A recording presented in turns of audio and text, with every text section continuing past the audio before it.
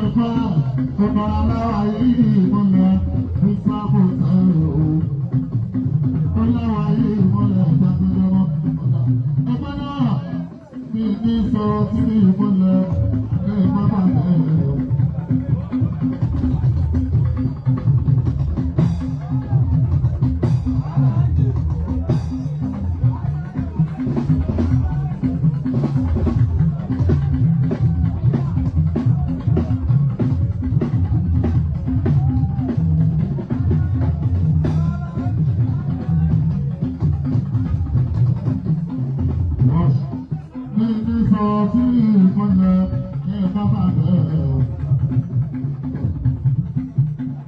Bísà táwa ẹ̀ nígbà.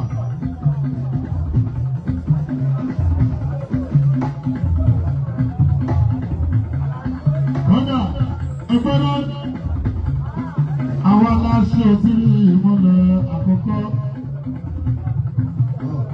Ẹ̀kejì rẹ̀ àní àwọn sàlàyé tí ìmọ̀lẹ̀ ibi tá a bá ṣẹ̀dé níbi sáà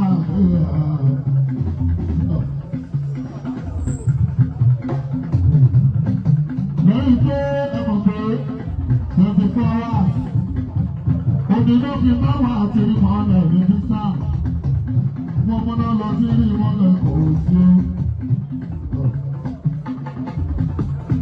òǹtẹ̀ fásitì. Ìjọ bẹ́rí kò fẹ́ rò kò fẹ́ rò bọ́ kò fẹ́ tọ́nísì kò fẹ́ rò ajásíyà tí mi mọ̀ ọ́nà rẹ̀ ha. Kò fẹ́ rò ajásíyà pánà tí mọ̀ ọ́nà rẹ̀ máa ń kò fẹ́ fásilítì ilé ọ̀tọ̀ kápá ilé ọ̀tọ̀. Mo tún wá ní síkírọ́rìtì kò wá ta o.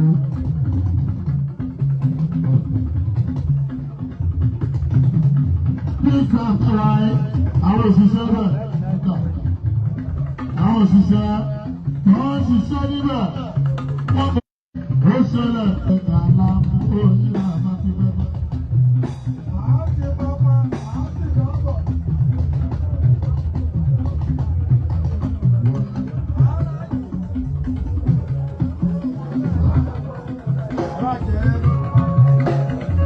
Lẹ́yìn ìyẹn bá lọ sí ọlọ́tẹ́. Ibi náà wáyé.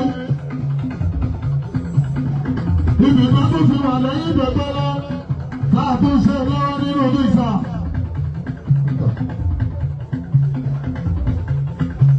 Ibi náà wáyé. Ibi náà tó fi wà lẹ́yìn ìdọ̀ṣe lọ́wọ́. Ìmọ̀lẹ́ àìmọ̀lẹ́. Táà bá ṣe òògùn táà bá ṣe òògùn ìyá tọ́wọ́ àjọ síbẹ̀. Sinmi búrò aṣẹ́lẹ̀ òmìnira.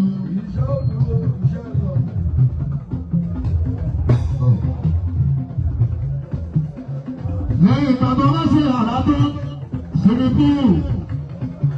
Ojú máa lálẹ́ wò níbi náà yọ ọlọ́pàá ẹ̀ níbi náà ṣẹlẹ̀ yìí lọ́wọ́lọ́wọ́. Ayé sinmi búrò ni ó ti mọ̀ lọ́wọ́. Àwọn kan máa fẹ́ ṣe fún pátì.